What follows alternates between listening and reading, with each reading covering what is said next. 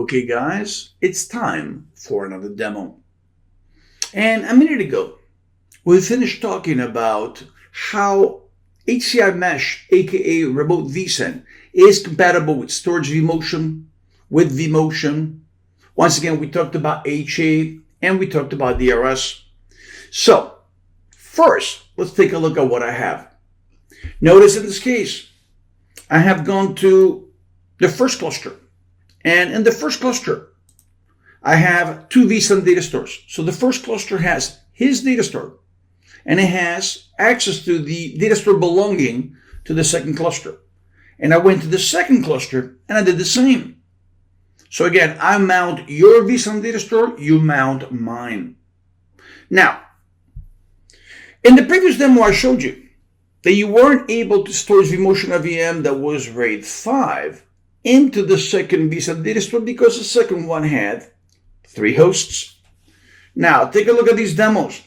Number 1, I am going to try to create a VM from scratch. So when I create this VM, I'm doing this on the first cluster. I am going to call this VM Javier 02. And what I'm going to do is I'm going to try to put it on the second data store. So again, I choose the first cluster. I choose RAID 5. Let's take a look. I have the RAID 5 policy. And you can see once again that this is not compatible with SB vSAN data store 01. So just like I wasn't able to storage vMotion, a RAID 5 VM into a data store comprised of only 3 hosts, same principle here. I'm not able to create a RAID 5 VM if I try to put it on the second data store for obvious reasons. Now, we're going to take this particular VM. This is SAVM02. Currently, this VM is located on the local vSAN data store. Now, just like before, I'm going to migrate it. So we're going to storage vMotion this VM. We're going to put it on the second vSAN data store. Remember, this one is a two-way mirror VM. So this should work. Now, if you take a look, I'm going to click on Finish. We're going to look at the recent tasks. And in a few more seconds, this should be done. This should succeed. As soon as basically we do that, I am going to vMotion the VM around. So let's take a look. Okay, so now that VM resides on the remote vSAN data store. Now, if you look at this VM is currently running on SA-ESXi04. So the question is, can I vMotion this VM? Not storage vMotion, I'm talking about vMotion here. So if you take a look, in this first test, I'm going to choose Change Compute Resource Only. And what I'm going to do here is I'm going to choose another host in that first cluster.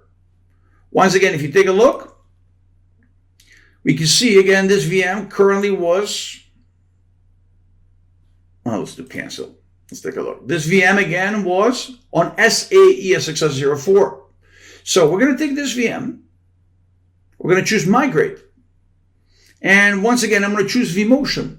And I'm going to move it to SA-ESXi01. Remember, that host is a member of the same cluster. So this should work. I don't see why it wouldn't work. I'm going to click on Next. I'm going to click on Next. And I'm going to click on Finish. So all I did here was I migrated the VM from one host in the first cluster to another host in the first cluster. Perfect. One more test. Now the question is, can I migrate this VM into something like SB-ESXi01, which is a host in the other cluster? Let's find out. Right click, Migrate, and if you take a look, I'm going to choose once again, Change Compute Resource Only.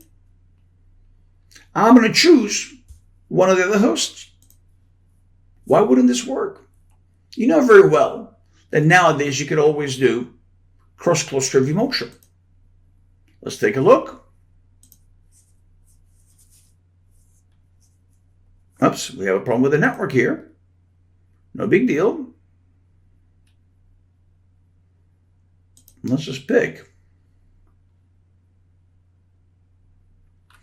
There we go. Let's pick this one. And there we go. Let's take a look, click on finish. And again, this should succeed. So remember, the error that you saw there temporarily had nothing to do with the vSAN. That was, again, about the lack of compatible networks. And voila, notice, you've seen me storage vMotion the VM and vMotion the VM twice. First between two members of the same cluster, and now to a member of the second cluster. Hopefully you enjoyed that demo. I'll see you when we start the next chapter. Thank you, guys.